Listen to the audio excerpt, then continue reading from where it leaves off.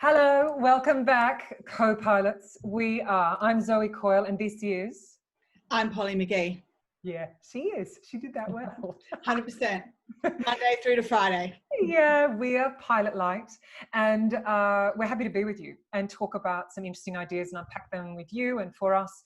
What we have been doing for the last two sessions where we talked about the last session we talked about shame, and the one preceding that we talked about vulnerability. Feel free to go back and listen to those or watch those if you'd like to. What we've done is Polly and I have been facilitating for a long time together, and we've harvested together the questions that we're most commonly asked around leadership and daring leadership, and then we're breaking them up into themes and discussing them with you in the hope that they're going to be of as much interest to you as they are with us.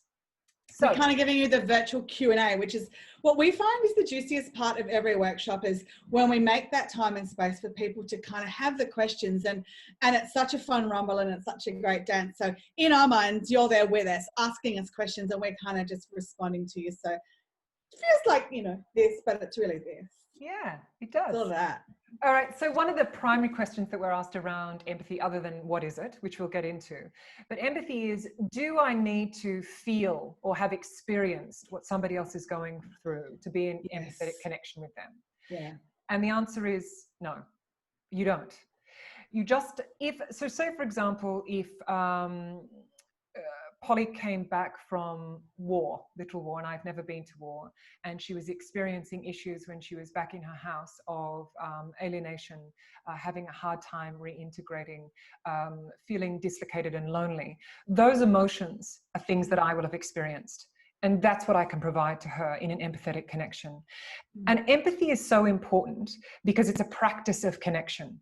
And whatever type of leader you want to be and whatever type of human being that you want to be, if you want to do either of those things well, and whatever type of communicator you want to be a great communicator, a great person, a great leader, you need to understand empathy and you need to do empathy. It's an action. Anything to say there, Paul, before we move on to the attributes of empathy? I think empathy, the key part is that it's a practice. And everything we talk about in these videos, we say it over and over because we're not talking about lofty things that Zoe and I were born with because we're exquisite and everyone else just isn't going to have. No, we're all the same. We are all climbing out of that primordial well together, and we're all learning these. Now, some of us have greater or lesser skill sets because we've practiced them more or we've had more exposure to them, but all of this stuff is to be learned. So we're telling you situations will give you personal experiences and we'll give you some tools and strategies to help you develop that muscle in yourself. But look, empathy is without doubt one of the most powerful skill sets you can have in every single part of your life. And I was just thinking then, Zoe, when you were talking about sort of the metaphor of me going to war, like the perfect example for me of not needing to have experienced it to feel it is that I don't have children. Zoe has children, and I'm like clinging on to the stories of like, oh my God, you're not going to believe what happened when blah, blah put his face through the scooter again today. And it's not like, well, I'm just here with my gin and tonic and my books and I'm having a good time. It's like, oh God, that must have been terrible. I really get it. And I don't need to be like smashing children out of me to understand that. No, well, I've done enough of that for both of us. You have. You took the hit and I'm happy. I'm so happy. All right, so let's talk about the attributes of empathy. Paul, can you start by talking about perspective taking and what it means to have our own perspective? Yeah, and this is so big, and I think this is really what the genesis of that question of, well, how do I understand empathy if I haven't done that thing? Perspective taking is a really deep understanding that our perspective is welded to our heads.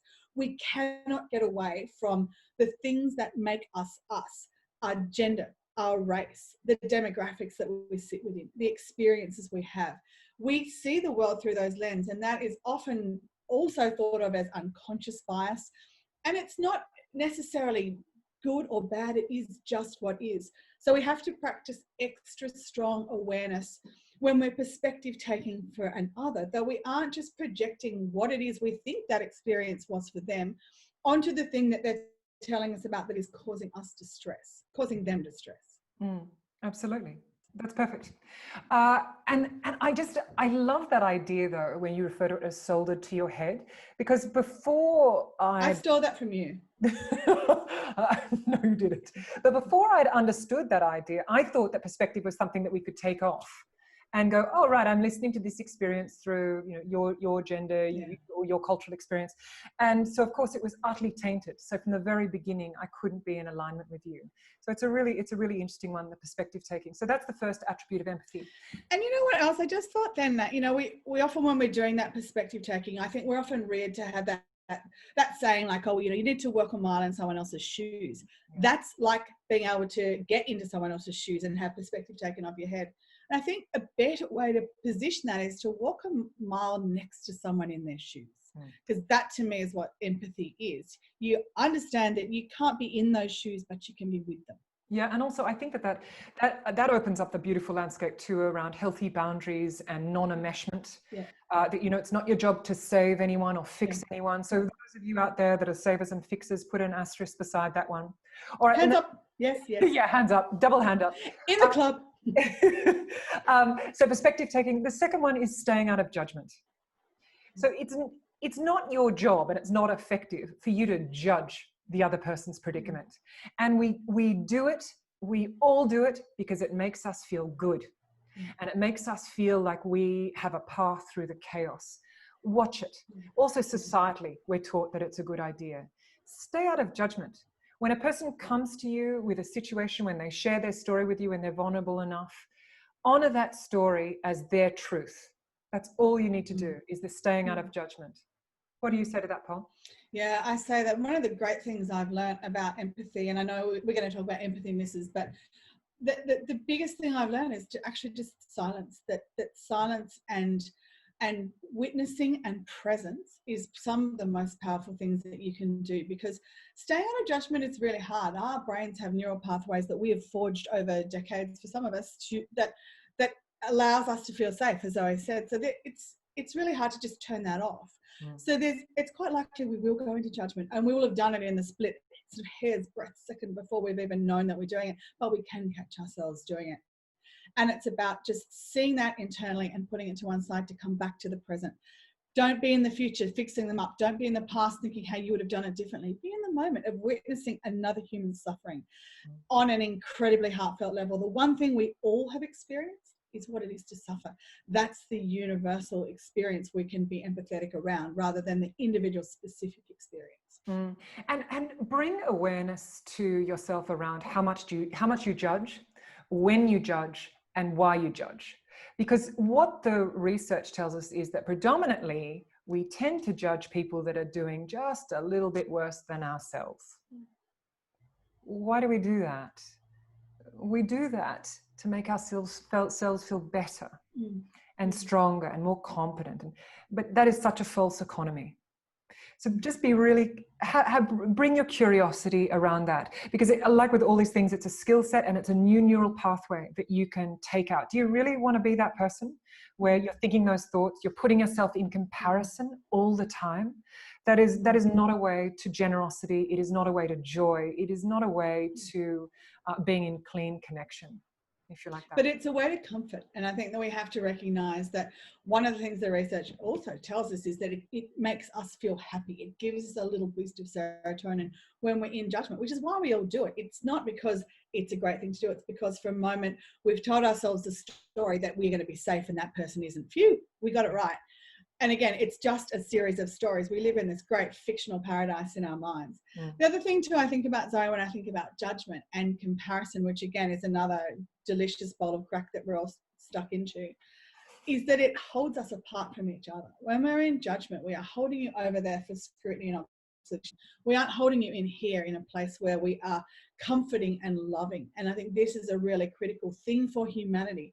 As long as we judge and we are right and someone else is other, we are creating a real separation between the essence of who each of us are as a divine human that should be caring and loving and empathetic.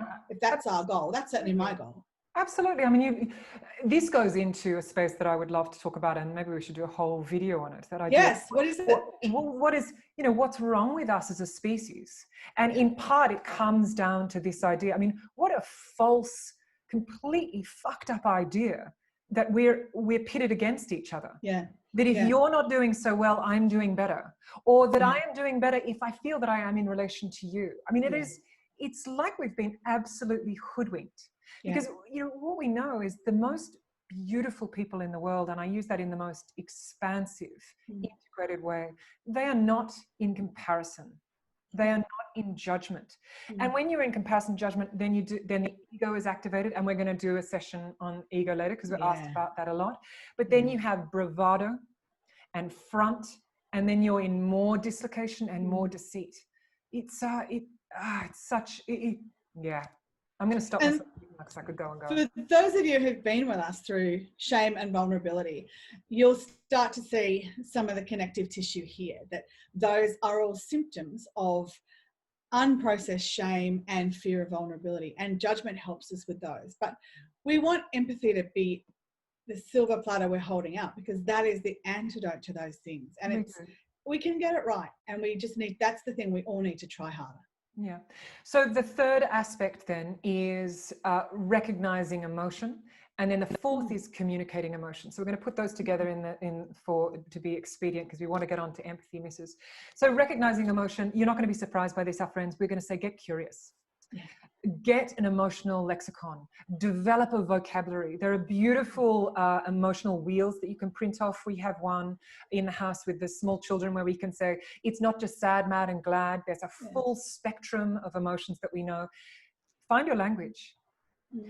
What we know about the literacy element of emotions is that the more limited amount of emotional literacy humans have, the more likely they are statistically to act this out. So prison populations have a massive overrepresentation of people who have generally low literacy levels.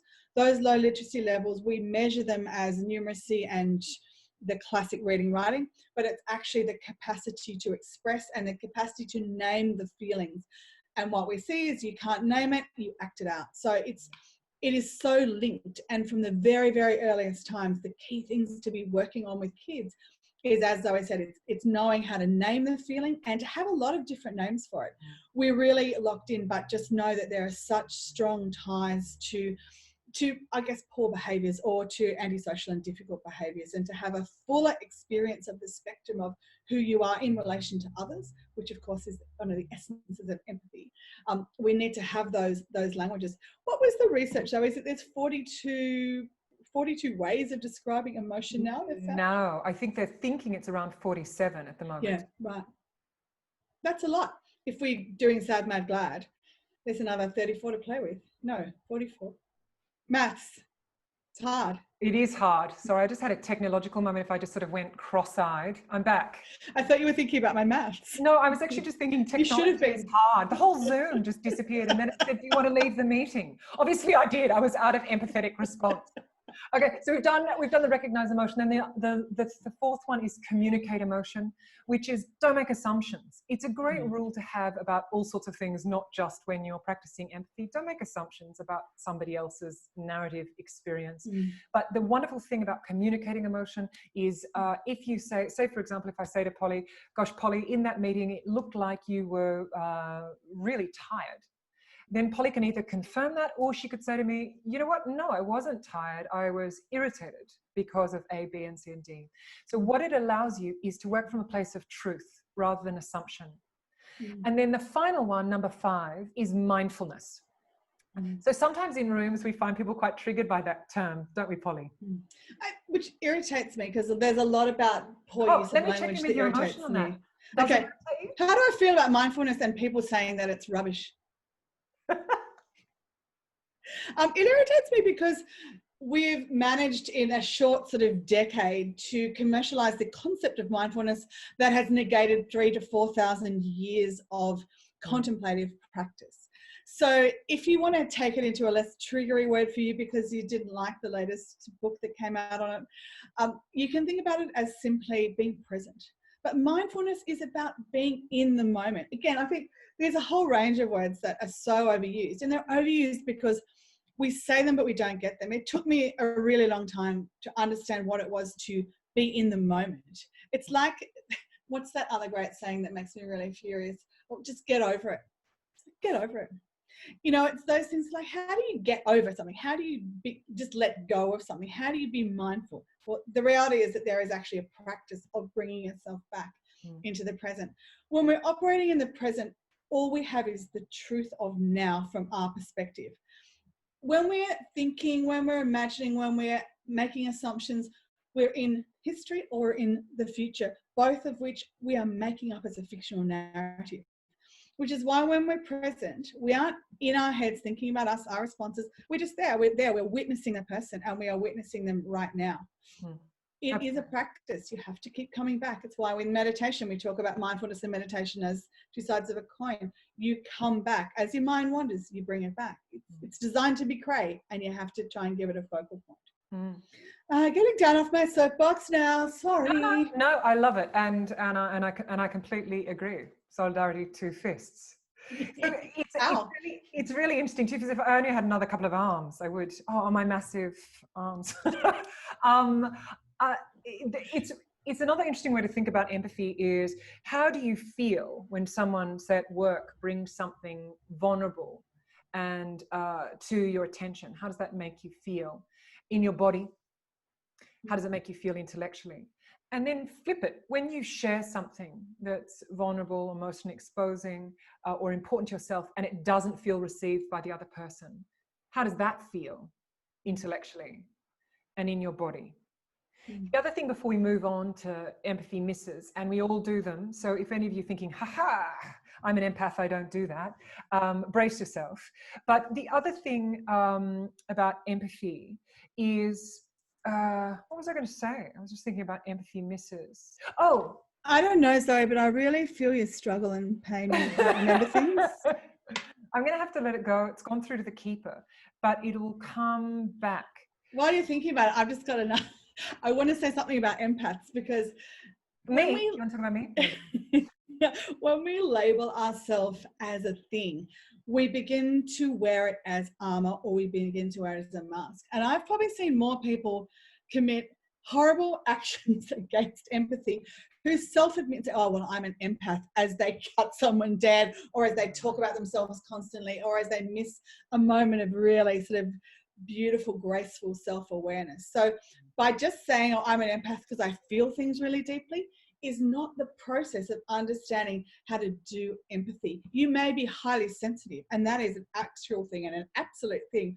Yeah. But because you feel it doesn't make you empathetic, it can often make you far more armored because you don't want to feel it. Yeah, and this goes back to what we were talking about in our second little video, which is a core part of empathy, is just sitting in the discomfort with another human being. And we're often not trained to do that, which I think brings us really neatly into the 6 empathy misses. And so let's start with actually there's 7. When we were actually in Texas, the 7th one came up, which is the fix it. To fix it. So that when you hear someone telling you something when they're in pain, they come to you and you're instantly thinking, we're going to fix it.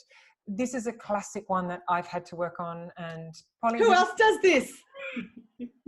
Yeah, and I'm going to tell a personal story here. Don't worry, it won't be too much information. My husband was a classic fixer, and I process verbally. I with him, I like to share and talk, and I would be trying to unpack something that was worrying me, and he would just come up with solution after solution, and I would feel so thwarted and tampered with and judged and irritated.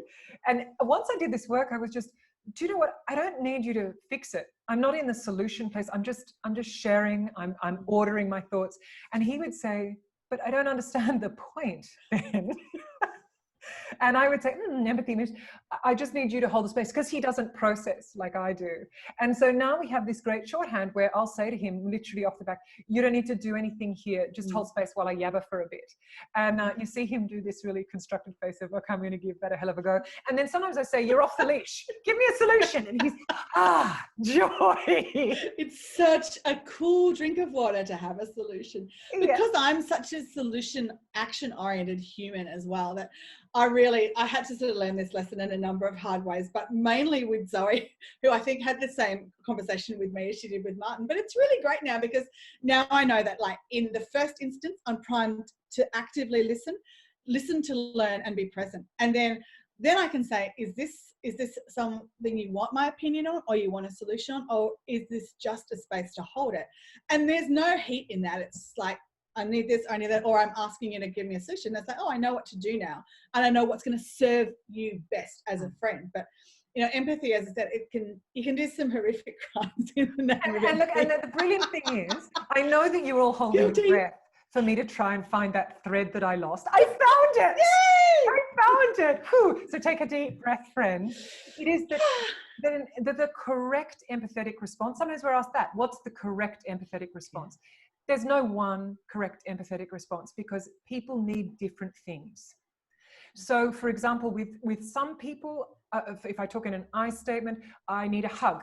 From others, I don't. And that's what we see in the room, Polly. What else do we hear from people when they're talking about what they need as an empathetic response? There's lots of things. Sometimes people just need nothing but more than being heard. And for a lot of people, a physical contact is absolutely the worst and most offensive thing that can happen. To be given kind words or supportive words. And again, they're not words. What's that great saying? No empathetic response ever started with at least. So, well, you broke your leg, at least you've got a leg. So countering with something isn't it? But that's phrases like, I don't know what this must be like to you, but I know that it's really hurting and I'm here. Not comparison like, oh, I know that must be really shameful. I can't even imagine what that's like, i.e. I've never had to experience that. Thank God, look at me in my sanctity. So it's really thinking about not because it's so uncomfortable and we so desperately want to wrestle out of it. It's staying present in the discomfort without squirming and being vulnerable and saying, I don't even know what to offer you right now, but just know whatever you need, I'm here. And what, we learnt this really great term, which I think has been a real game changer in terms of that, we think we need to fix stuff, but we learnt this fabulous expression, which is, what does support look like for me? And we say it to each other all the time because instantly you move out of me, having an idea, solution, me, to, okay, this is actually only about you now. What does help look like for me? Absolutely. What does support look like to you in this instant? It's absolutely gold. All right. Another empathy fail is sympathy over empathy. They're different. So the sympathy is, I'm feeling bad for you. Oh my gosh, did that happen? Rather than an empathetic response, which is boundaried. So sympathy is where it's all enmeshed, where you're having that feeling for that person. Whereas empathy is you're there beside them. So instead of climbing down the hole with them, you're standing beside them, which is what a person needs. I think sympathy often also smacks of pity. And pity is another one of those things that holds us apart. Thank God that's happening over there. I pity you as against, I am you. If we're one, if we're all in this human experience together, this could easily happen to me. So I'm with you. And it's really going into that deep place of next to, as you say, as against you're over there suffering. Hi, you want a sandwich? But also not enmeshed, not merged, which goes to the next one, which is the gasp and awe, where that's the classic thing where they feel shame for you. Where it's just, oh. And the classic person that when you tell them something makes it all about themselves. Like, I thought this was my crisis here, and they take it over.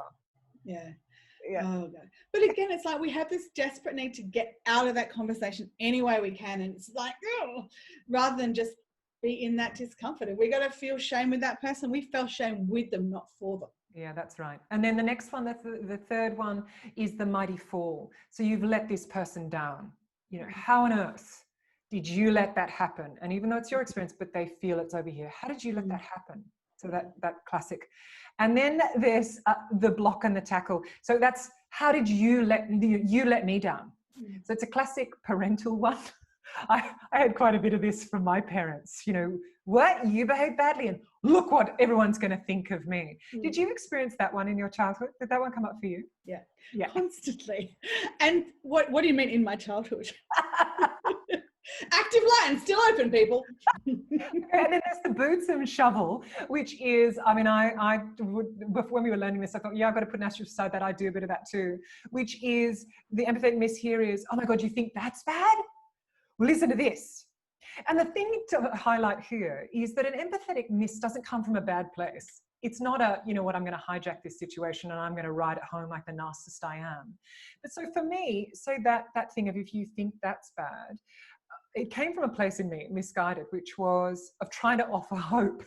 And a classic example was I had a friend who had a very preemie baby, and the baby was born at 25 weeks. And then I jumped in super quickly and said, oh, but I've worked with this kid that was born at 24 weeks and she is perfect. She's brilliant.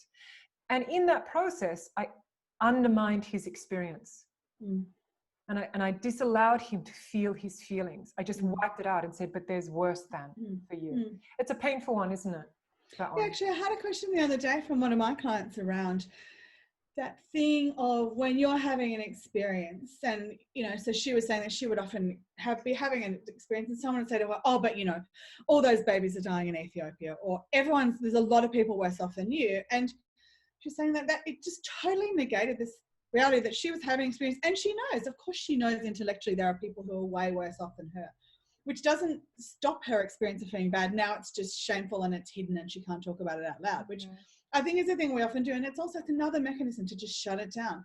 Someone else is worse off than you, so let's not hear about you. Let's all just keep going on, you know, stiff upper lip. And that doesn't serve anyone. And it certainly isn't empathetic. Yeah, I mean, the boots and shovel, it is an interesting one, that idea of where it's so uncomfortable for someone that they have to think that you're exaggerating.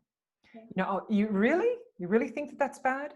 And when you look at that behavior, even though it's not the impulse, it's terribly shaming. Yeah. And it diminishes. Yeah. And I'm always very big fan of, no matter what you're experiencing you're still experiencing it. Even if from my perspective, taking it's mountains and molehills, who am I to say that's not the most potent experience of your life? And I have to be there with it. Out of judgment. It's the perfect place. Standing with you, empathizing with you. What does support look like for me about your broken fingernail? What does support look like? Absolutely. And then we go back to the 7th one, which is the fix it. So we'll have a list of those come up at the end so that you can write those down.